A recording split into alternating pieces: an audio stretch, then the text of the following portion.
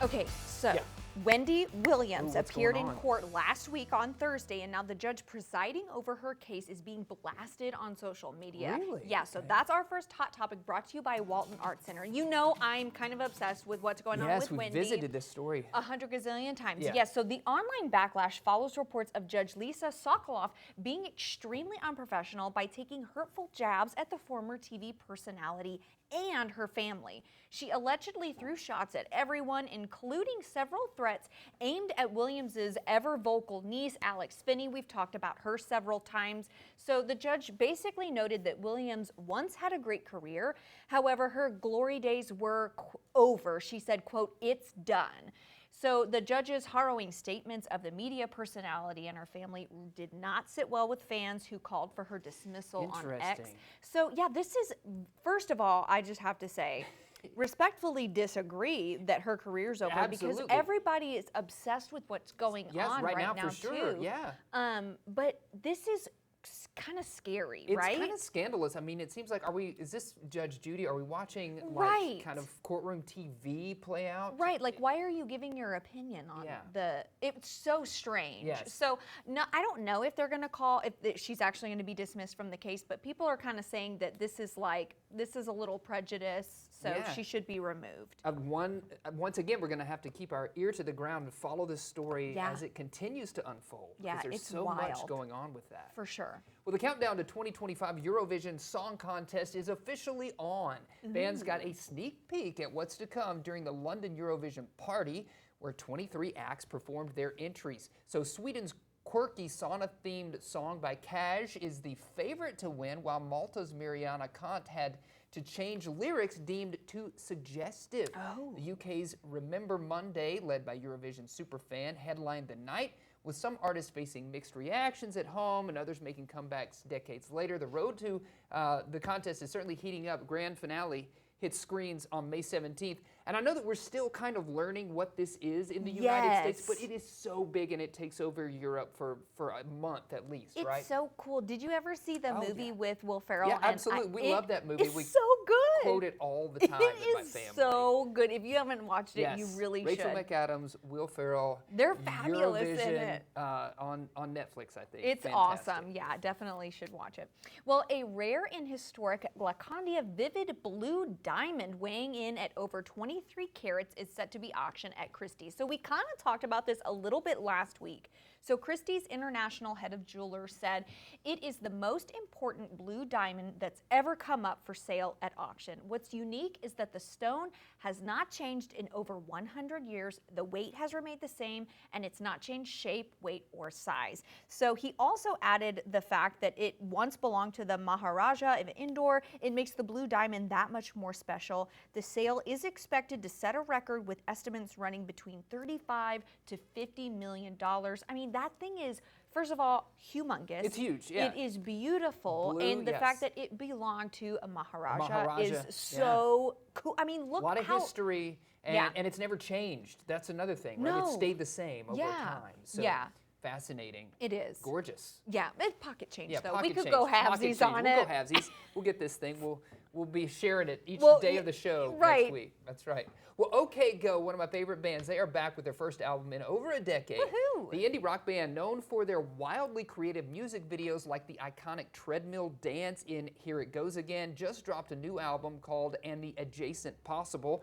And their latest video, you see it right here, A Stone Only Rolls Downhill is the name of the song. It was shot in 64 single takes on phones, no editing, all practical effects. Frontman Damian Kulash says the concept reflects the messy, hopeful balance of parenting in a complex world. The band also hitting the road, bringing their signature energy back to the stage. So how fascinating is that? Shot on phones. I love that. That reminds me, remember their music video that they did on treadmills and it was Yes. all in one shot? Yes, iconic. I Yeah, love loved it. that. I know they Yeah. did one in an airplane. Here we go again. Absolutely. Our, Yeah. producers saying in our ears. Thank Yeah, you for that. Great Yeah, stuff. no, it's awesome. They're so great. I love it. And they get really creative with the music They videos. do. I appreciate Look it. at that. Well, animal lovers now have a place to hang out with the it animals of the moment. Big furry rodents. They now, are the it animal. I'm an animal lover, but look, y'all, I can't really get behind this. So, in the back of a real estate office building in what is known as America's oldest city, capybaras are crawling into visitors' laps, munching on corn on the cob and hunting for scratches from humans at the Capybara Cafe in St. Augustine, Florida. So since opening its doors last fall, hundreds of animal lovers have visited the site to give the capybaras head scratches.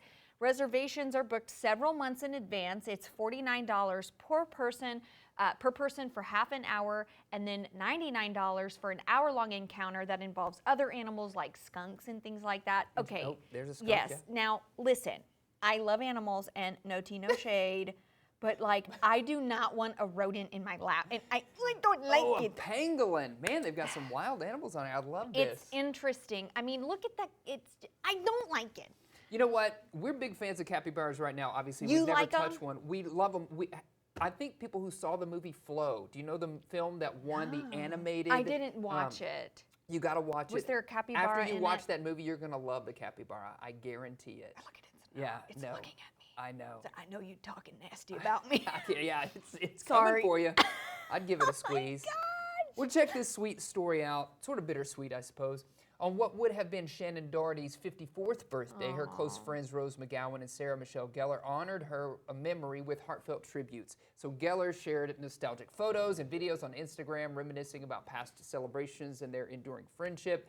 McGowan, who became close friends with Doherty post-Charmed, shared a heartfelt message via her Instagram stories affirming Doherty is missed and loved. So would have been 54. It's so sad, a loss of life there. But she did a lot in the stand up to cancer movement, and I think that is her legacy right there. I agree, and I just love her. And I've always been a Sarah Michelle Gellar fan, following her on Instagram, and so seeing their friendship throughout her illness as well, and it's just sweet that they're paying tribute, and I'm sure they miss her terribly. Absolutely. So it's heartbreaking. Yeah. Well, the Paley Museum in New York is celebrating the Emmy Award-winning show The Handmaid's Tale with an immersive exhibit featuring costumes, artifacts, and props from the series. So visitors can follow the evolution of June Osborne, who's the show's main character, and they'll find show artifacts and props and some iconic costumes.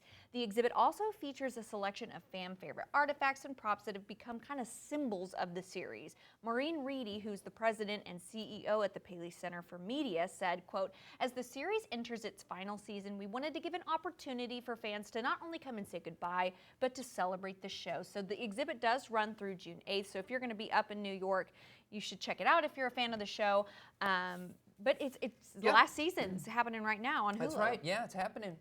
Speaking of fans of shows, let's break down what happened at the cinema over the weekend. Yeah. So a Minecraft movie continues its blockbuster run, mining another $81 million in its second weekend. That brings its domestic total to $281 million and a global haul of $550 million, making it 2025's top grossing film so far.